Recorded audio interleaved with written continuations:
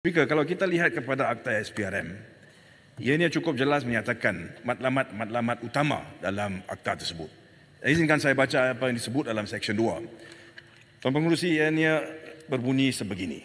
Matlamat utama akta ini adalah untuk menggalakkan integriti dan kebertanggungjawaban pentadbiran sektor awam dan swasta dengan menubuhkan satu badan pencegah rasuah yang bebas dan bertanggungjawab, dan mendidik pihak berkuasa awam, pegawai awam dan orang awam tentang rasuah dan kesan buruknya terhadap pentadbiran sektor awam dan swasta dan komuniti.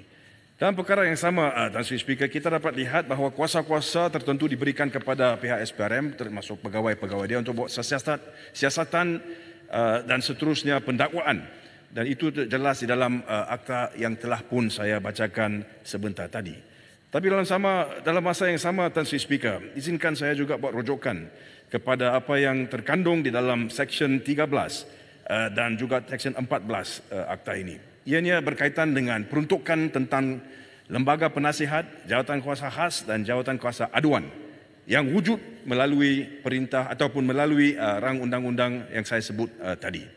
Tuan Speaker, apa yang penting adalah untuk kami meneliti bahawa Parlimen telah pun membuat peruntukan yang khusus supaya di dalam Akta SPRM sendirinya wujudnya satu lembaga penasihat pencegahan rasuah, iaitu Seksyen 13, dan kemudian di bawah Seksyen 14 dan 15 jawatan kuasa khas mengenai rasuah, dan yang penting sekali 15 jawatan kuasa aduan, di mana jawatan kuasa aduan tersebut itu ditubuhkan untuk memantau pengendalian oleh SPRM aduan mengenai salah laku yang tidak bersifat jenayah terhadap pegawai-pegawai SPRM, dan juga untuk mengenal pasti apa-apa kelemahan dalam tata cara kerja mereka yang mungkin menimbulkan aduan, dan seterusnya apa tindakan yang perlu diambil.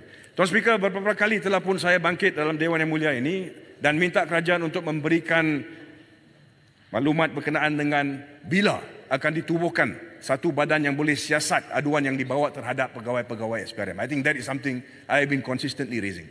Tapi sehingga sekarang kami masih tidak mendengar berkenaan dengan apakah sebenarnya tindakan yang akan diambil. Saya mengalu-alukan apa yang disebut oleh Menteri Undang-Undang bila beliau menyatakan bahawa ini adalah satu perkara yang harus kita melihat, dan juga kemungkinan kita akan wujudkan apa yang disebut sebagai ombudsman.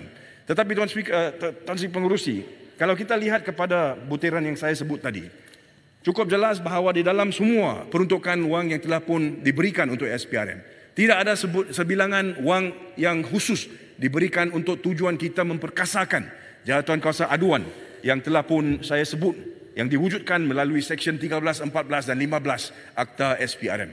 Tuan Speaker, saya ingin tahu apakah wujudnya peruntukan wang yang akan disalurkan buat tujuan tertentu, tujuan tersebut iaitu untuk jawatan kuasa aduan. Dan saya juga ingin tahu setakat sekarang sejak tahun 2020 berapa aduan yang telah pun diterima, jenis aduan yang telah pun diterima, dan apakah tindakan yang telah pun diambil oleh SPRM untuk menangani masalah yang telah pun ditimbulkan dalam aduan-aduan tersebut. Kita tidak boleh ada satu keadaan di mana ada aduan-aduan yang dibawa tetapi memang tidak ada tindakan yang diambil.